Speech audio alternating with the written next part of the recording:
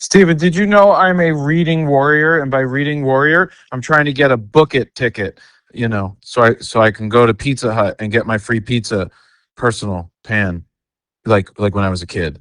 Jared Polin, Photo.com, and welcome to RAWtalk episode number 201.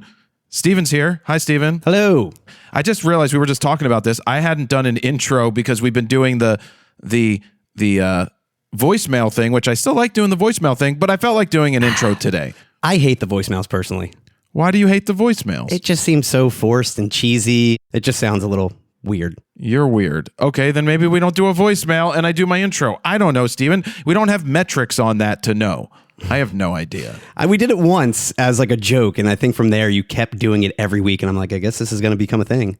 Well, there's a show called Heavyweights that I like that's a podcast that starts with a voicemail each week. So you stole it. Yeah, I borrowed it because that's what they did. Gary Vaynerchuk, sniff test of wine and all of that good stuff. So here's a pre-cap of what's coming up. I want to talk about a book I'm reading. We're going to do a recap on a couple of videos we just put out. We have the longest user guide, which is one of those videos. I'm thinking of redoing one of the think tank bags custom that I did back in the day. Turns out it was over 10 years ago at this point, which is kind of crazy. I showed up in the background of a bunch of PBA on TV a lot at the recent bowling event. I'm going to talk about what I was doing there. DJI sues Insta360 and Insta360 sues DJI. There's a Canon rumor, a Sigma rumor, and then something that I didn't know about Sony and Tamron that we will bring up at the very end of the show. But let's start with Reading Rainbow.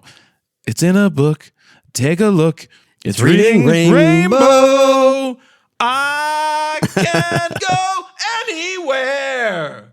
Things to know, ways to grow. It's Reading Rainbow. Catchy tune. It is a great song. I love Reading Rainbow and LeVar Burton and all that stuff. I feel like I was watching like the Magic School Bus too around that era. Well, yeah, no, I didn't have the school bus. I do remember the Muppet Babies though. There was the Muppet Babies. Muppet Babies.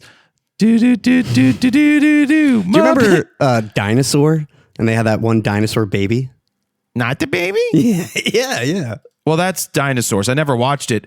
Go watch, and I never watched that show. Such a weird show. It is, but go watch the finale. I think no, not the finale, just the final sequence. I think the dinosaurs all die. I think that's how they ended the show. Oh. It was like a kid's show. No, it wasn't a kid. It was a sitcom. I mean, it was very cheesy. I know, but whatever. I think the guy who created Boy Meets World did that show. Michael Jacobs. You know everything about Boy Meets World because you love Topanga. I do. Still. She's signed on to do a new show, by the way. What show? I know this is not TV talk, but she's on it with Patrick Reina, the great Hambino from The Sandlot. Oh. He wrote a show called, I believe it's called Dugout Dads. So he's a baseball coach, and then there's cameos from his other counterparts from The Sandlot that show up. So we'll see if a show like that works or not. But she plays his wife in the show. It's hard to bring that nostalgia back because they tried that with Boy Meets World. They did Girl Meets World, and it was just like a cheesy sitcom. Well, I'm hoping it's not cheesy because cheesy doesn't work. I agree. So anyway, let me talk about this book. I'm reading a book, and by reading, I'm listening to it on Spotify. Red Rising. Have you heard of Red Rising? I have not. So Red Rising is so I don't know how many of you guys actually like listening to books. I find it sometimes good, and then I go months without listening to books because I get tired of it. Anyway, the Red Rising is pretty cool. It's about these different sects. It's a way different sex, not sex. Sex. Like there's the red, there's the pinks, there's the golds, the silvers, the bronze, different sects of people. And it's about Red Rising. Red is the lowest form, and they are rising, and it's kind of interesting. If you read Silo, there's some similarities that go there, but I did find out that Silo came out before Red Rising, but there are some crossover similarities, even though they're not the same thing. Silo season 3, by the way, is starting in 2 weeks. July I haven't 3rd. watched the trailer yet. Oh, it looks awesome. I read all 3 of those books, and I'm really excited. I finally got my dad to watch it, and he's like, why have I not watched this yet? And I'm like, I tried years ago to get you to watch it. You didn't care. It's kind of better that he tuned in now because he had 2 full seasons to watch in a row. That's what I said. I'm like, well, it's perfect timing because you can watch season 3 now in 2 weeks. Also, have you heard of Paradise on Hulu? No, I don't get Hulu. That's a very, very similar storyline and plot like Silo. So if you are into Silo, I highly recommend watching Paradise as well. Crazy. All right, moving on. We've got, let's talk about the 2 videos that we just put out. Yes. That you wanted to hit on. So we just put out the full lineup video for the Canon VCM lenses. We compared them. It's called the Ultimate Canon 1.4 Prime RF Lens Lineup. Still debating if we need to change that for search or not. We do end it with, which is best for you? Yeah, I don't know. It's how do you title a lineup video like that? It's hard to say, but as long as people can search like which Canon lens is the best or what lens I should buy or something like that, and that pops up, that's the hope. That's the point, right? But I don't know how important it is to put the 1.4, and maybe you just put the best Canon prime lenses. But there's so many more primes, we can't do that. But when they watch the video, they see that we're talking about the 1.4, and there's other options that are there. You can't get everything perfect in the title. Sure, but I also don't want to mislead people as well. Overall, though, it's to help photographers better understand Canon's latest VCM lineup, their full entire lineup of the 1.4 RF primes, help decide which is the best lens for you and the type of work you do. We break down the use case of each lens, what's different about each, the meaning of hybrid lenses, how they all share the same housing, weight, design, for the most part at least. And along the way, we show sample photos, sample footage, taken with all the lenses, except like the 50. You really haven't used that one. We used it in studio for a couple videos, but in terms of photography, we've really still stuck with like the 51.2 or your 28-70 f2. Well, that's why the 50 doesn't get used, is because the 28-70 f2 exists. And so it's kind of rare that I pull out the 1.4, but I would pull out the 1.2. And you have the 45-1.2 now as well. That's on the market. Obviously, it's a cheaper lens, not as good quality-wise, but for people looking at this lineup, that's probably a lens for them over the 50, if I had to guess. Which, you know, a lens like that, at the price that is, makes you sit there, and it makes me want to smack people who talk about third party all the time with Canon. They don't allow third party. It's like, sure, but here is a 45 1.2 for $600 or whatever it is. I'd rather buy that than a Chinese made something else from from another company and throw that on here. I mean, for the price, I'll allow it, but the chromatic aberration is absolutely abysmal in this lens. It is terrible.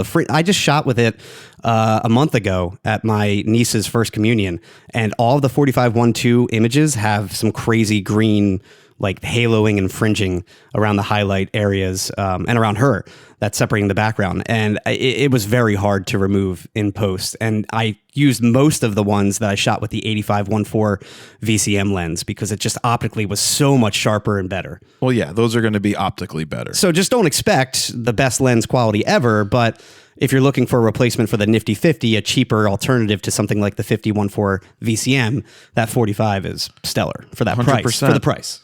Of course, for the price. But you got to understand what you're getting. So it's just like people that expect the greatest of all time, expect an 85-1.2 or a 50-1.2 or a 50-1.4. Well, that's not what it is. Yeah. So, and the second video? And then we just put out the longest user guide ever. That is for the A7R6, and it is just shy of 2.5 hours long. And it took us, about a day and a half to film that, almost nonstop. It was a brutal film and edit, let's just say that. But it is a great video that breaks down everything from the outside of the camera, the button layout, the menu system, from photos, stills to video. And then we also showcase and walk you through like the live view of what you see on the screen in photo mode, video mode, playback, all the above.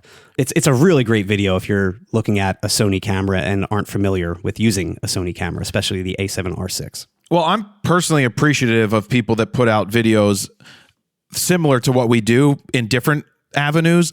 Like when I got the anti-gravity A1 drone, and I'm like, this user guide that anti-gravity supplied us with is hard to understand how to do this right out of the box. I'm like, I don't know how to set this up. And then I went on YouTube. I typed in some information. This drone guy came up who's like, it's confusing how to do this. So I'm going to walk you through step by step how to do this. And he's like, do this, this, this, and this. And I was like, this is awesome. And I left a comment. I was like, this helped me so much because in a 15-minute video that I'm watching at 2x speed, I can get the information and then I can skip ahead, get more information, skip ahead because I don't need some of the nuance stuff, and then I'm ready to go.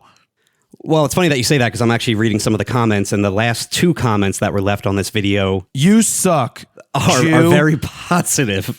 And don't say that. The first one says, this is the most awesome setup guide I've ever watched. I have had the Sony a7R III, a7 III, A1, a7R5, and now the 6. So this guy is a veteran when it comes to using Sony cameras.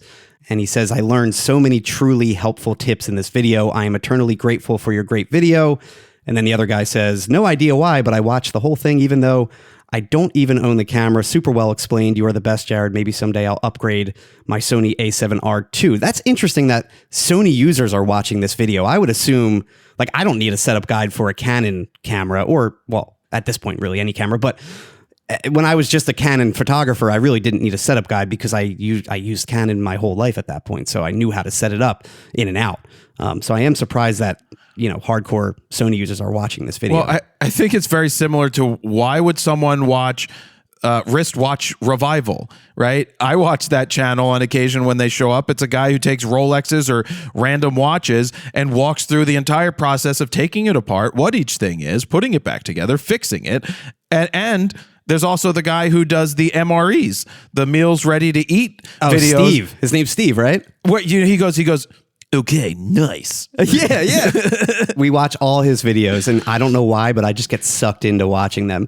I like seeing him opening a 1946 K ration or whatever. Now, you're also relating it to stuff that this is not, like opening the stuff that doesn't exist anymore, rations from 1940, which is very interesting. I don't know, maybe people find it interesting that they're going through a menu system and be like, oh, that's interesting, the camera does that. Yeah, I guess my thing is it's a 2.5 hour long video. So it's hard to get people to even start watching it in the first place when they see the runtime. It's also not meant to be a video that you watch the entire thing. It's meant to be you go to the table of contents, you find what you need, and you jump around as you need it. Yeah, I did a full table of contents from every single menu item.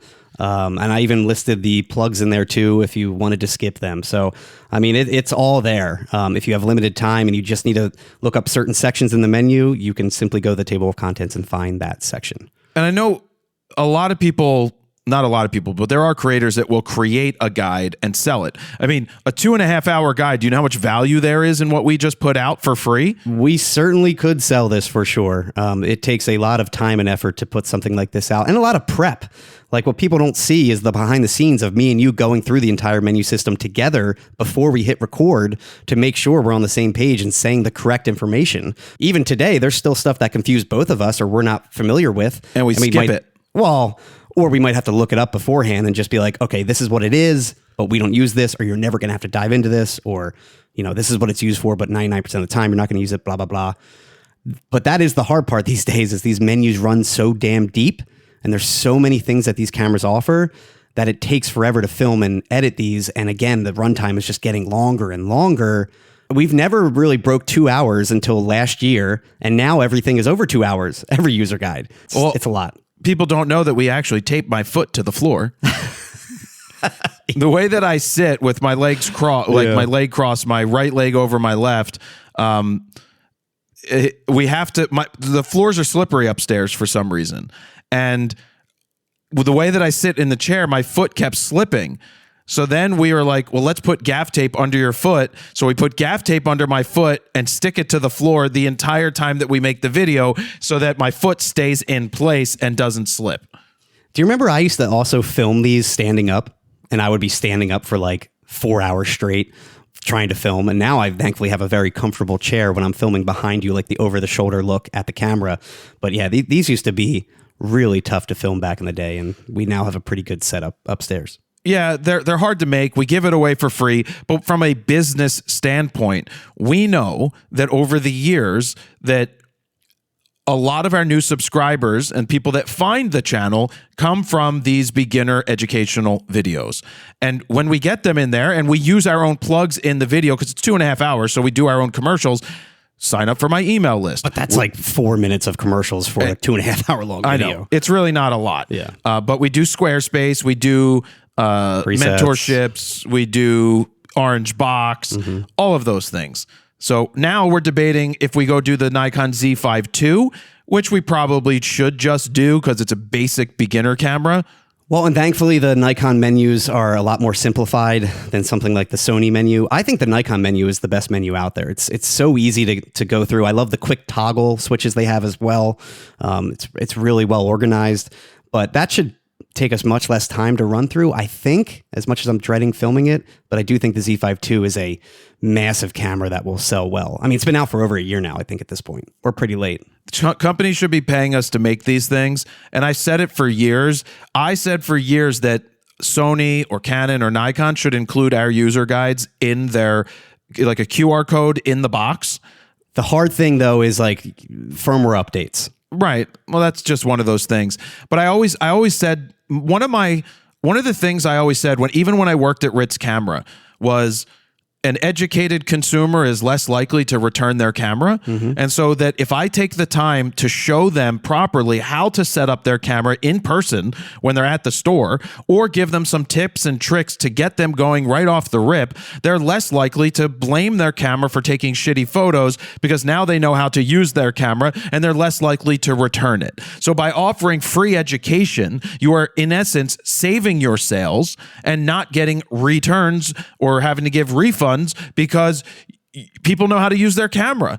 I always said that. If you educate people, give them the basics and the fundamentals of how to use their camera, they're less likely to return it. That's why they should be paying me money to make beginner guides and basic information for how to use their camera. When I think of like tutorials and stuff that are on the official channels of Nikon, Canon, Sony, whatever, they're always very like corporate videos that basically just read the manual verbatim almost, and they don't really break it down and explain it like you're a 2-year-old or something. Like they just tend to be very scripted and not very helpful. And I think we do a pretty good job of really, really breaking it down. Because we're not corporate shills, Steven. Yet.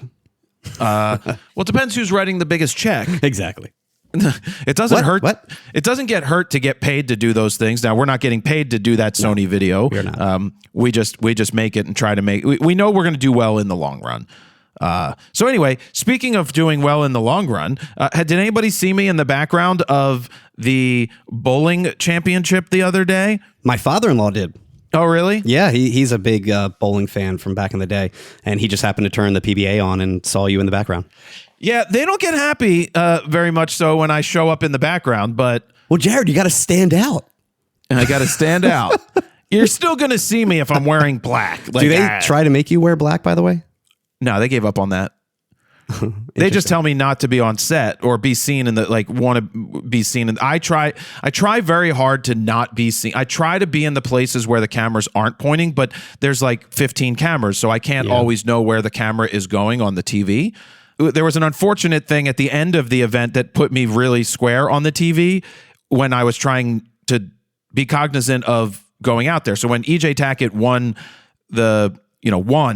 he gets up, he shakes hands with the other guy. I know that the center camera guy gets up and starts filming him and his celebration and when he grabs a trophy and all of that. So I want to stay behind him. Well, EJ goes and falls on his knees and goes down and crouches on the lane with his feet facing the crowd and and his head down the lane. So the camera guy pulls and swings around him. And then I end like... You're right there. I'm right there. But what also happened is his... I saw that he looked to his right to see where his cable manager person was. Guide, yeah. Right? Because the cable manager, because he had to flip the cable over the chair because he had to move and improvise real fast because EJ changed where he was going to be. And so he flipped it over. The person whose job it is to work the cable didn't move at all. The cable ends up flipping up and getting stuck on his EJ's back. Around his mic pack. So it got caught between the mic pack and his back as EJ's down, like crying on the ground. And so The guy mouths over to his person. They don't move. I'm right there. I step out. I grab the cable and I give it a flick to pull it off of his back, and then I step out. And then I'm getting yelled at by the producer of the show on the lane, telling me to get off the lane, and I talked to him after, and everything was fine. I was like, look, the cable got stuck on EJ.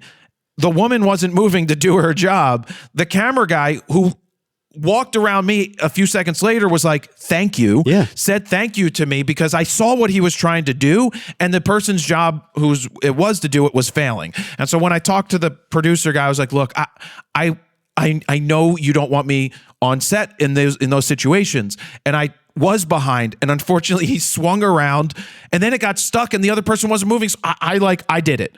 Because if he gets up and then that pops off, or it gets stuck and he does I don't know. I just Imagine wanted if to it try wrapped around his neck or something. Well, it didn't get wrecked, but I didn't want it to pop the microphone off and then him try to be talking and then they don't have audio. So I quickly stepped out, popped it off, and stepped back.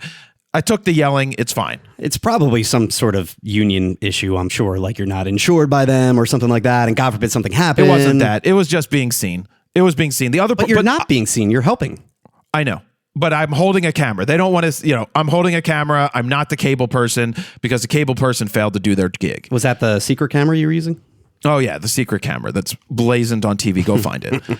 It was actually a C80 because, as you know, I've been shooting, when I shoot video these days at bowling, I'm using the C80. I am so surprised that you're still using that. Well, I use the R1 when we do 120 because you lose the you lose the screen ability to use the external display with the C80, which is still weird when you switch to one. I can't even switch that camera to 120, Steven. You have to remind me how to even do it. I tried and I'm like, I don't want to screw this up. And I put it right back into 24 and 60. I have to go into slow and quick, and then I have to change resolutions. Exactly. And there's no audio. And it was too complicated. Yeah.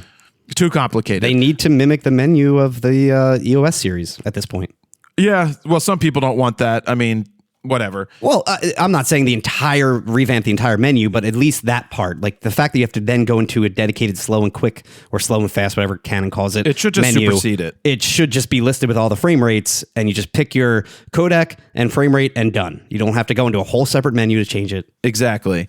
But I've loved using the C80, as I've mentioned before. The fact that I think it's a beautiful camera in terms of how you hold it. I put the handle on it. I put a screen on it, and I was wrong about EVFs needing to be on those types of cameras. EVF's 100% needed for shooting stills, but when it comes to cinema cameras, if you're building it out with a cage, which I don't have on it, or you are putting the screen on it, it just makes it so easy to shoot. Oh, and when you go outside, at the press of a button, I got 10 stops at ND. Oh my God. Huge. Oh my God. For run and gun, it's huge. I don't have to worry about screwing on a freaking ND filter on the front of my lens and then missing stuff because maybe it's only 2 to 5 and I really need 6 or 7 stops because it's a bright day. That's the issue with all these variable NDs is you either have that 2 to 5 or like a 6 to 9 or something. And there's a lot of times where you need that in between. They need like a 4 to 6 or 7 because I find myself many times in that in between, like you're saying. Yeah. But the C80 in general, I still think that's very much like a sleeper camera. It's such a great camera. It's the C400 in a smaller body for the most part for much less. It's a great camera. It really is. Yeah, it's a $5,500 camera. Yeah, if I was looking at a C50 or a C80, I would take the C80 all day. Now, granted, the C50 is $1,000 less or $1,500 less, but the C80 just offers so much more with that sensor, especially the triple base ISO. That's huge in low light. Do you know what's such bullshit? What?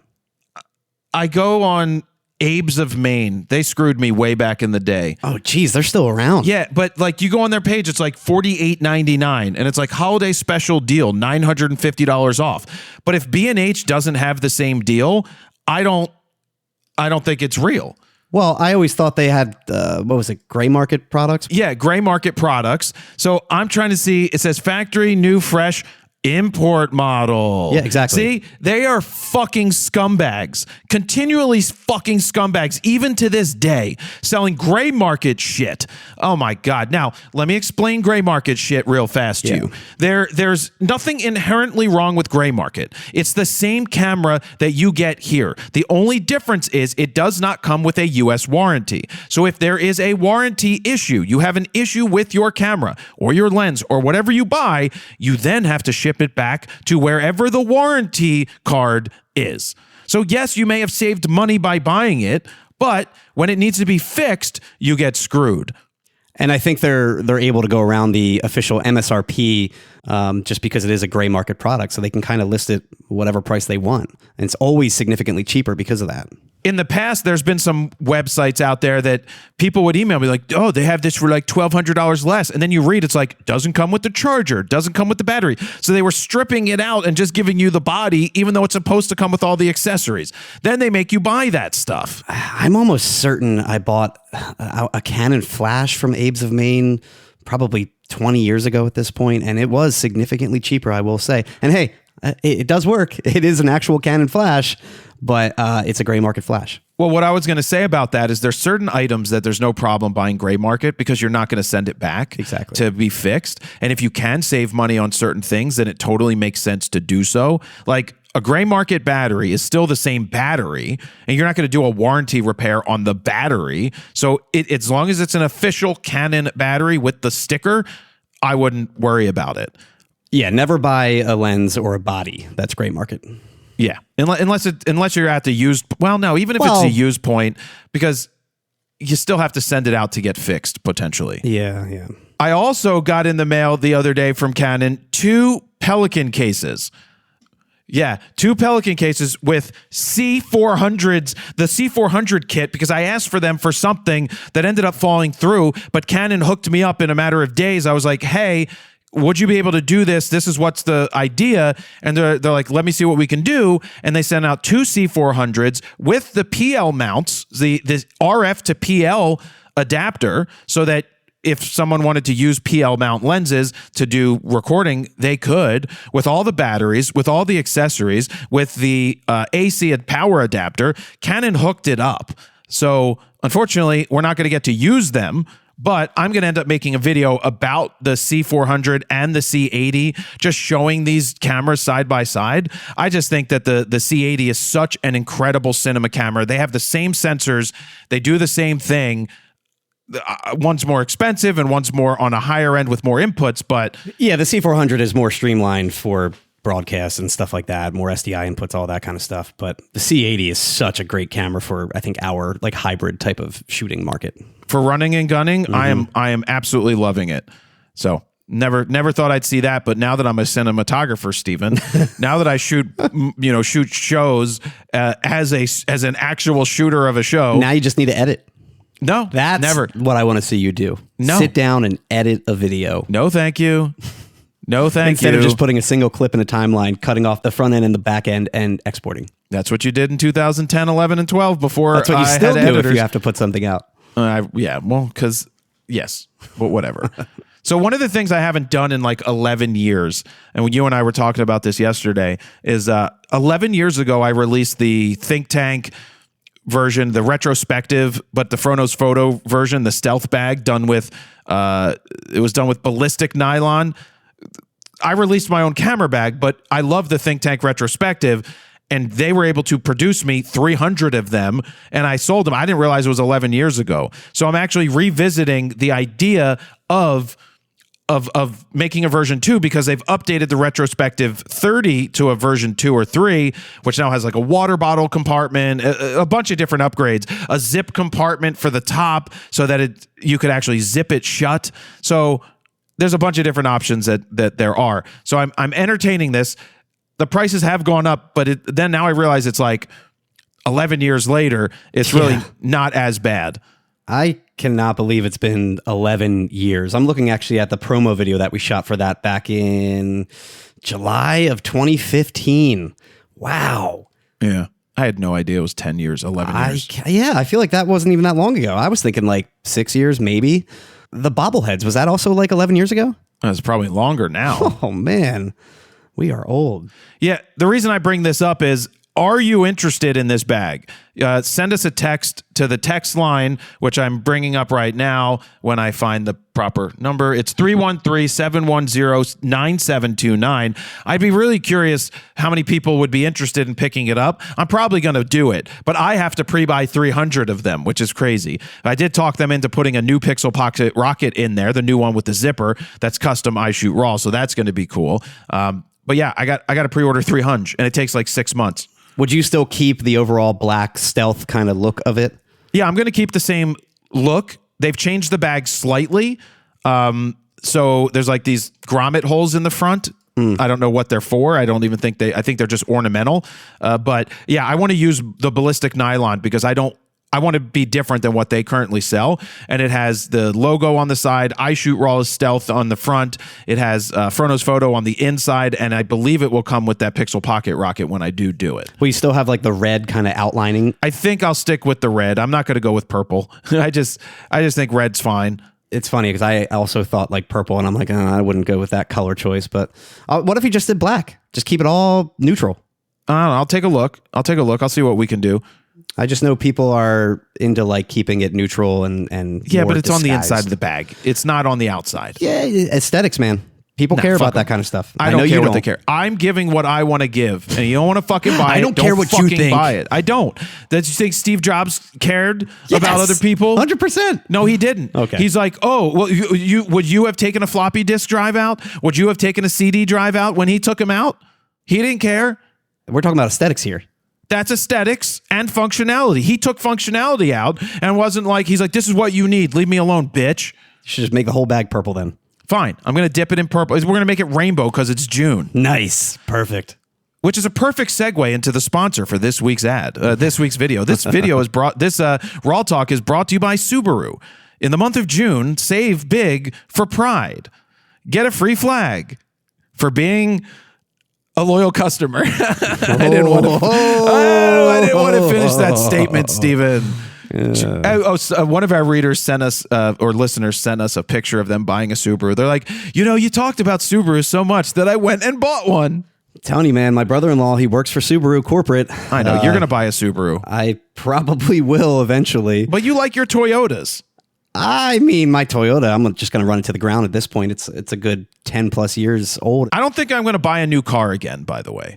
I think I'm just going to lease cars in the future again. Yeah. Teach their own, but I like But I don't drive enough. Well, the problem is, I like not having a car payment. I don't have a car payment either because I paid it off when I bought it. But must be nice. It's different, but I understand what you mean. Like using a car for 10 years versus my car that lost $20,000 within 4 months because Elon dropped the price, not too far after. But what's great about the prices of Teslas dropping is how inexpensive you can get a used car. Imagine having a kid turn 16, 17, getting their first car, and you can buy a Model 3 that's a couple years old that's super safe for like $16,000. Wow. Like super inexpensive because the prices have plummeted on those electric vehicles. But they're not going to drive too far. They can just charge at your house. Like the value is there for you can get a Model S that's maybe it's 2014, it's a little older, but they're like $12,000, $11,000. It's insane, the prices of just a couple-year-old Tesla. Do we know like the longevity of Teslas at this point? I mean, the batteries are rated for 120 plus thousand or 300,000 miles. Okay, so similar to like a normal standard engine, even though these days I feel like you can easily go 200,000 miles. You'll get some degradation and some loss of battery over time, but it's maybe like 92% instead of 100%, right? Like, okay. You're not losing that much. Anyway, I was just saying like, it's probably better for me to lease because I want the latest and greatest, and it doesn't make sense to take such a large hit on value because I'm not going to keep a car that long, I guess. Yeah, I mean, it just depends. Do you want a payment or not? Yeah. I prefer to not have a car payment at all, for sure. So let's get into the DJI and Insta360 suing each other thing. Last week, we talked about Insta360 and DJI and the fact that Austin and I went to Toronto to use the DJI, but they don't sell it in the United States and whatever. After we did the news story, it came out that DJI was suing Insta360. And then Insta360 decided to countersue DJI. Yeah, take that. We're going to sue you in the United States of America. I can't believe we're still talking about these new cameras and these companies for like a third or fourth week in a row. And I'm sure we'll be talking about them again because DJI, I think the Pocket 4 Pro is still not officially announced yet, right? No, still not announced. So we don't know full specs on that. Anyway, DJI is specifically citing violations of design and utility patents. And then Insta360, like you said, countersued. I think they're suing for infringement on their 360 and gimbal patents, something like that.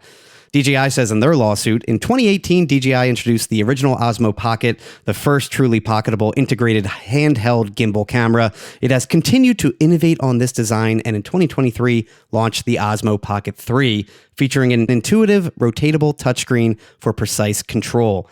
Insta360's new Luna line of gimbal cameras, including but not limited to the Luna Ultra, supporting accessories, and the Insta360 mobile application blatantly copy DJI's patented inventions wholesale. From its silhouette to its feature set, the accused products mirror what DJI has spent the better half of a decade engineering and patenting for its innovative handheld gimbal camera systems. The visual similarity between the accused products and the DJI Osmo Pocket 3 design is striking. The accused products share the same general proportions, the same gimbal on-handle architecture, and the same component arrangement as DJI's Osmo Pocket. And then they then go on to specifically point out like the similarities in the ornamental design, the elongated handheld body, the neck connecting the body to the gimbal arm connection point, gimbal assembly and camera, and so on. Do you think Trojan sues Durex? It's like Canon suing Nikon or Kodak suing Canon and saying, hey, we designed and made the first camera and you can't copy us. Like, you can't do that. You can't just lock down and stifle innovation. Exactly. If they are blatant, if they literally have a patent and they break it down and they go, you use the exact mechanism, their design, different story. That's different. It's like when Polaroid and Kodak, Polaroid sued Kodak for their instant film and they realized that they were using the same exact formula, film, the same exact assembly, the chemicals, everything. They got sued, and then it took like 14 years for them to get their $1 billion. I read the whole book. It's a really long book, really long and drawn out book, and it ended up by the time the lawsuit ended in the 90s, both companies were faltering and going out of business. It was insane. And then the 4 utility patents, they basically describe how the camera works and all of that, and that Insta360 is copying them with that as well. And then here's what they want. DJI seeks a judgment of infringement, a permanent injunction, an award of damages no less than a reasonable royalty, profit disgorgement, enhanced damages for willful infringement, attorney's fees, and such other and further relief as the court deems just and proper. Yeah, good luck with that, DJI. No less than a reasonable royalty. Interesting. Well, and then they got countersued back. They did. And then Insta360 is like, hold my beer. Probably wrote the same thing. You copied our patents. You did this. They went after the 360 aspect and the gimbal aspect and pretty much said similar things. And it seemed like Insta360 basically said like, we didn't want to sue back, but since you're suing us, then here you go. You're doing the same thing. Like I said in Photo News Fix, I believe that in my opinion, that DJI is just trying to hamper the ability for Insta360 to sell this camera in the United States because you can't buy the DJI Pocket 4P or Pocket 4 in the United States right now.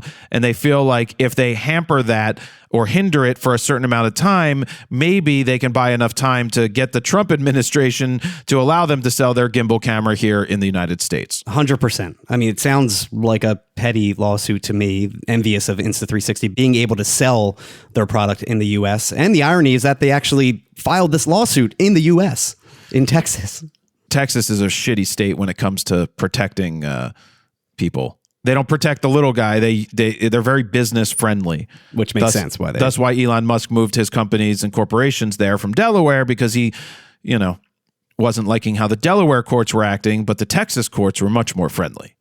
And also DJI waited until Insta360 officially launched the Luna Ultra. I think when B&H listed it for sale, and then the next day Insta360 actually said, okay, here it is. Since it's already out in the world, I think B&H jumped the gun on that, by the way.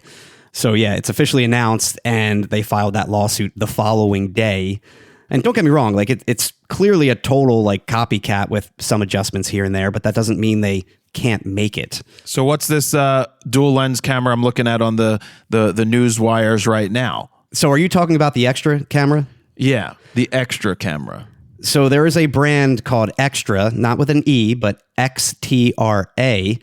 Let's just say either it's DJI in disguise or there's some sort of like lucrative licensing agreement to slap their name on DJI's product and resell them. In my opinion, it's most likely like DJI in disguise to get around the US regulations with the brand. But basically, they have their own version of a Pocket 3 that they sell called the Muse. And now they are teasing 2 new Pocket gimbals, the Muse 2 and the Muse 2 Pro. Sound familiar? And it also looks very familiar to the DJI Pocket 4 and the Pocket 4 Pro, one single lens and one dual lens camera gimbal system. Almost exactly the same, again, as the DJI new cameras.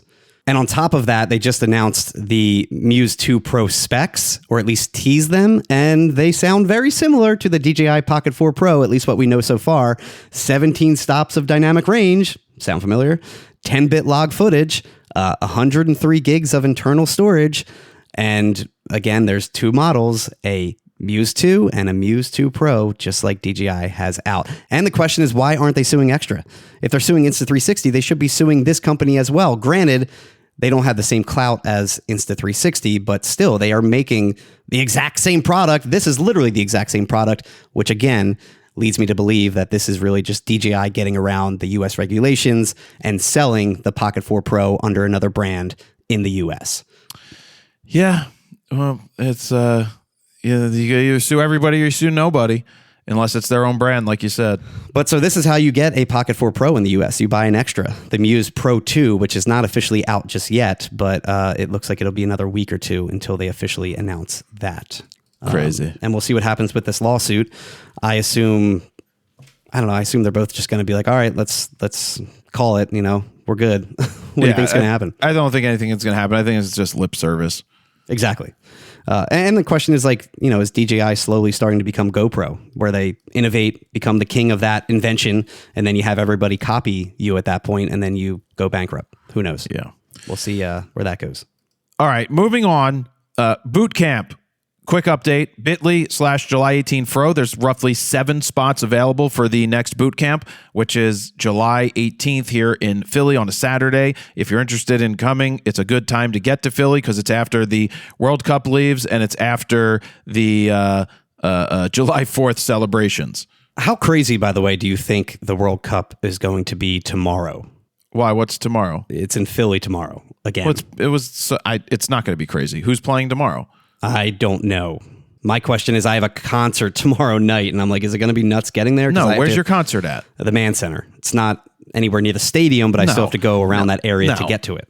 Steven, this is the same shit that always happens in Philly when something big comes, like the Pope. Everybody's like, we're going to get rich. We're going to rent our house out, and everybody's going to want to come. When the Pope came, only 400,000 people came, not millions, and there were plenty of hotel rooms. A friend of mine who just came into Philly to visit some friends mentioned that he talked to his friends that work at hotels. They're like, yeah, we got a shit ton of unbooked hotels rooms for this. It's because they scare everybody away. And then you realize they over worried about traffic and all of this stuff. Yeah. Is the city busy? Sure. Downtown, there's a lot of people that go to the art museum, they go to the stairs and they run and they do the touristy stuff, but then they go to the stadium. They take public transit and that's it. The only reason I know about tomorrow's game is because on the way home yesterday, it took me an hour and a half to get home, and 95 was completely backed up, and I assumed there was a game going on last night because of the traffic. But if it's that backed up on a Thursday afternoon or Wednesday afternoon, whatever it was, then how bad will it be during the game? I don't know. Yeah, it's Brazil versus Haiti. A lot of people are Brazil fans. They're going to come out. Yeah, hopefully traffic isn't bad. We'll see. Well, what's crazy is they're also, because we went to fly, we were going to test out the anti-gravity A1 the other day, Austin and I, at the art museum. And before we left, I Googled restrictions on flying the drone. And it's like, okay, there's drone are banned around the stadium, which totally makes sense throughout, on this day, and this day. And then it also said there's a 1 mile radius ban on drones around any FIFA meetup or whatever, and that was from June 1st until July something. Oh, And so man. it's a blanket one. And the art museum fell roughly a mile away from that. Yeah. But then we drove down there because it's Lemon Hill is the area. And the parking where I normally park was closed off. And then you could see tents and the Fan Fest stuff was all going to be right there. I'm like, Austin, I'm not flying this. We could park over there, like by the skate park and just fly it. But I don't think we should. It says not to, so let's not. It's a shame because usually the art museum is one of the only nice spots in the city that you can actually legally fly at because it's right past that like 5-mile restriction from the airport. Yeah, I went and flew it down by the Delaware River. Penn Treaty Park is a park that I originally remember we used to fly drones there when the drones sucked. And it was very windy by the water, and then they used to blow away, and then I'd get scared, and then I'd be like, I'm bringing this thing back down. And you couldn't see anything because you're using a screen. It was so hard to see. Oh, my God. Oh, man. Yeah, but now it's super easy. We'll have a video coming out on that anti-gravity soon. A couple of rumor things we've got here. We've got Canon Rumors is saying that it's basically official that a 24-70 f2 is real. And it's just a matter of time before it comes out. They're calling it, like a halo lens. I call it a fuck you lens, a lens that is like, look what we can do when they came out with the 28-70, which is now 7 years old. 2019, I think it came out, right? Yeah. You're like 7 years old on that 28-70, which still holds up today in my hands. The only thing wrong with it is that Sony's is 33% lighter. But if they do come out with a 24-70 f2, whether it's a VCM or whatever motors they end up using, that makes that Sony one look bad now too, because this is a 24-70. It took Sony 6 years to come out with a lens to compete. And now they would have something that's wider and, in my opinion, going to be more versatile. Even if it's the same weight, which I expect it to be lighter, it's definitely going to be a $3,500 lens. But shit, give me a 24-70 f2 over a 28-70. Oh, I agree. That 4 millimeters is huge. Also, keep in mind, Sony has the 50-150 though. Well, Canon does not have that. No, the other part of the rumor is that Canon will have a world's first, another world's first. But it can't be a 50-150 because it wouldn't be the world's first. So what could it be? Are they going to go with an 11 to say 20 millimeter 2 or 2.4, 2.8 or something? But if they did, then again, I think that they would rely heavily on lens correction like they do in the 10 to 20. I was just telling you the other day that I shot a lot of stuff with the 35-1.4 VCM and I load them into Lightroom and I'm like, why does this look terrible? I thought my exposure was completely off, and it happened to be because the lens correction was enabled, and Lightroom's version of their lens correction for the Canon VCM lineup is terrible. Like, it made everything look washed out, almost a stop overexposed. Turning that off, I still like the distortion correction for the most part, but turning off the vignetting, the what do they call it? Peripheral illumination, I think. But when that's enabled, it just makes it look terrible. And when I disabled that, edited it as normal, it looks great. It's night and day to what you see when you actually load it into Lightroom versus the final product. We've brought this up to Canon before, and their answer is, well, that's an Adobe thing. And I would be like, well, don't you think you should maybe work with them? It's a big deal. Because when I load the photo in and it looks overly bright in the edges and overexposed, and then I click that button and do exactly what you did, and the exposure comes back, and I'm like, that's how it should look. So I just hope that this 24-70 f2 is not heavily relying on lens correction, especially on the wide end, like most of the VCM lineup. I mean, smaller and lighter and significant weight savings that they're saying, I'm assuming it will rely, especially what Canon's been releasing lately. Everything relies heavily on lens correction. Also, it being a VCM lens, why not use like the dual nano USM motors or something like that? Because I'm pretty sure the nano USM motor is still their fastest, most precise motor. Can it move hunks of glass, though, is always the question. Yeah, a lot of their high-end lenses have nano USM motors. Oh, not VCM. Not VCM. Got it. Yeah. And this will most likely be non-stabilized, which isn't a huge deal, but it is a big deal, I think, when it comes to cinema shooters that have a non-IBIS body.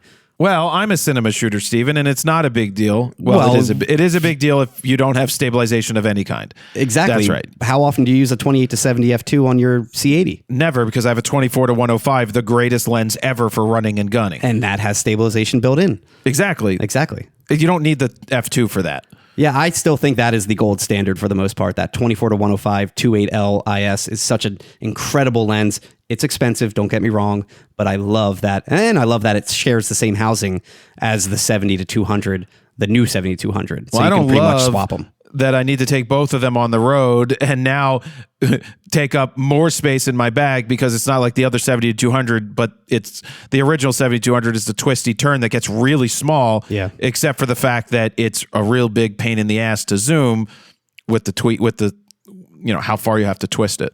For photography, I think it's fine, the twisting and turning type, but if you're doing video and trying to have a stable shot and zoom in while you're filming, it's nearly impossible to have a decent shot. So obviously the new hybrid line of lenses with that new 7200 is much better with video. Yeah, we'll have to see what happens. They're talking about August, September potentially for this new lens. That would be fantastic. Which I think is right around the time the 28 to 70 originally came out, right around August or September of 2019, something like that. It was when they announced the EOS R. It was part of the original announcement. Or was that 2018? Was that February or November? Yeah, it was September. I'm looking it up right now, and it was actually 2018. That's 8 years, Stephen. Oh, 8 years. I'm doing math on my fingers. 18. 29. Sorry, 19, 20, 21, 22, 23, 24, 25, 26.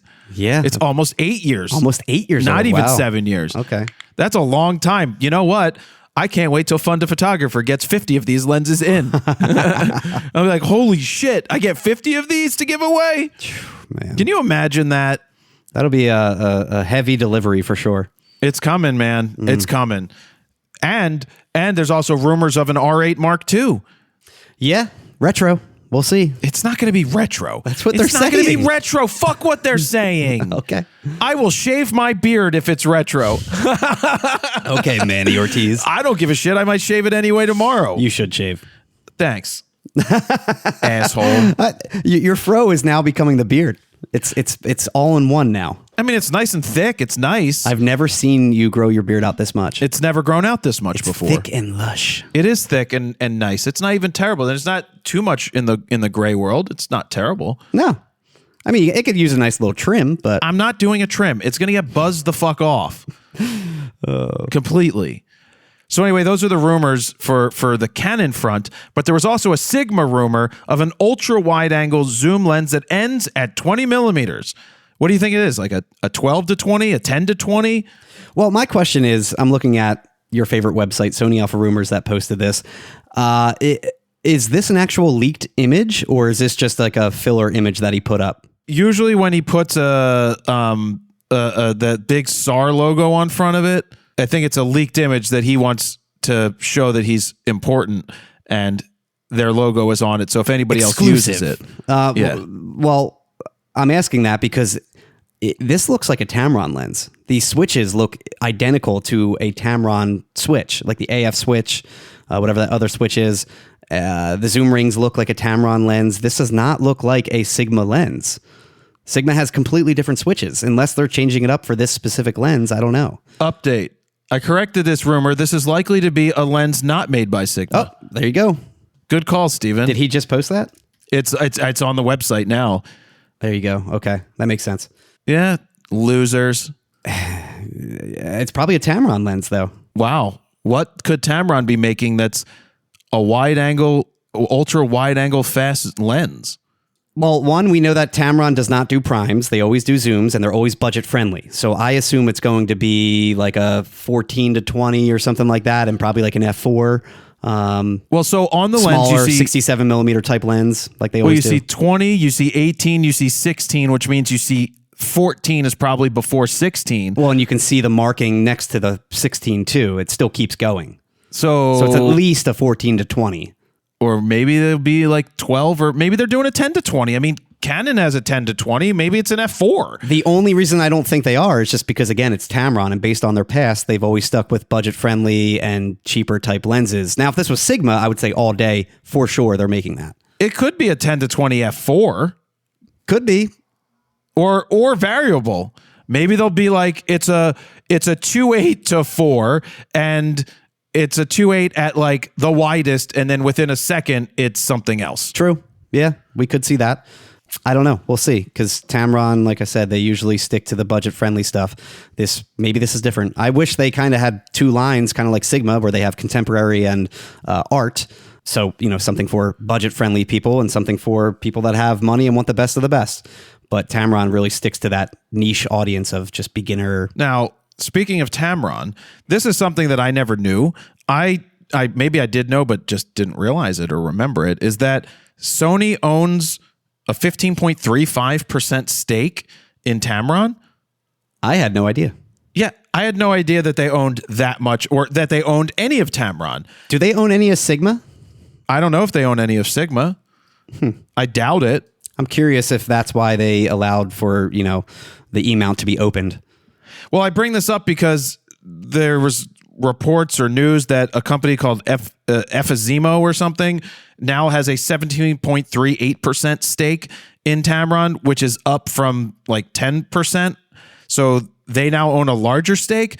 But it kind of makes sense that Sony invested in Tamron and then opened up their E-mount to allow them to put Tamron lenses out, but they also did Sigma, but they're like, we'll make money here. We'll make money if we sell Sony lenses. And it also makes sense why they're not part of the L-mount alliance. And it makes sense why they stick to those budget-friendly lenses, because Sony kind of, stopped making those types of lenses. I feel like they really focus on G-Master expensive lenses these days. So if you didn't know, now you know that Sony owns a part of Tamron. I don't know if the changes of someone else having a larger stake, the articles are all written like, well, now that this company has a majority stake, how is 17% a majority stake? They're talking about they have a majority stake, so maybe they'll be able to push Tamron to do X, Y, Z, and this is a money grab. It's like, well, I guess if it's a majority, but I guess it depends on if they're the largest shareholder and hold the most stock, then they could make waves or something. I don't know. I don't know enough about the inner workings of the ownership of Tamron, but maybe I'll ask them one day. I'll be like, hello, what are the inner workings? Who is emphysemo? Do you care? Tell me all your secrets. Yeah, what do you know? What is this rumored 20 millimeter lens? Yeah, what is it? So anyway, that brings us to the end of 201 RAWtalk. Whew. Yeah. Lots of stuff to talk about as usual. I do want to thank everybody who picked up a T-shirt. I think it's nice to share that the sale did over 777 shirts.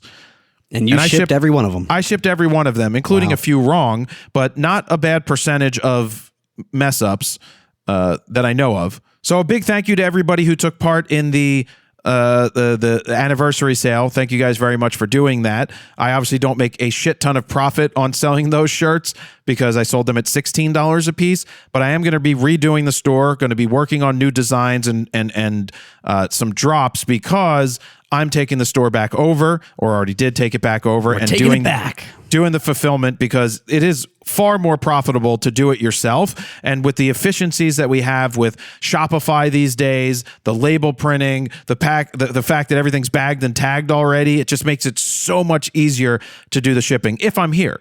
As long as I'm here. But I do have a friend who's local who I'm going to train on not managing, but coming in and getting paid hourly to do some stuff because he lives around the corner and he's looking for something. Yeah, that's the only hard part. If you kept doing it yourself, it's rare when you're there all week. But I think I think I'm focused more on doing drops, which means it will be just like you did, like Peter McKinnon. Well, like Peter McKinnon does a drop for his coins and whatever, and then the sale is over, and they literally ship everything out. So you're going to make like a $200 shirt and sell it. No, I'm going to make a $200 shirt coin and all of that stuff. But no, I'm actually working on a charity shirt for one of our people in Kenya, one of our drivers who does not have fresh water in their home or in their community and have to walk like 4 miles to get water. I have a shirt that we're putting together where all the profits from that will go to this person to get them clean running water in their community. So it's not going to just help his family directly, not just his family, but his entire community, because it's going to put water in their reach and they don't have to go miles upon miles to get clean water. Yeah, we'll talk more about that in the coming weeks when that video is live and that fundraiser, I guess, is live. Yep. And I'm going to be doing all the printing of that and shipping of that myself so that we can maximize the amount of charity that we can give to this person. Awesome. So that's it, guys. Thank you very much for listening. Jared Polin, FroKnowsPhoto.com. See ya. Bye.